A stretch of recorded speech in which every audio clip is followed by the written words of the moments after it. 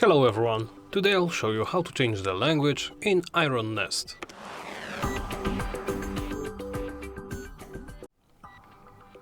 Let's begin by opening the settings menu. Open it from here in the main menu or press the escape key and then go to settings. Once here, select game and scroll to the language section. Open the drop-down menu and select your language.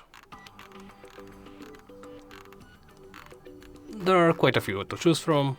I can read out the list. There is English, Spanish, French, Portuguese, Japanese, Chinese simplified, Chinese traditional, German, Italian, Korean, Polish, Ukrainian, Russian, Czech and Turkish. Let's say I change the language to Italian. As you can see, the game changes the language immediately. I can apply the changes. I will actually go back to English, though once you are done picking your language, remember to hit apply and then close the menu, and that's about it.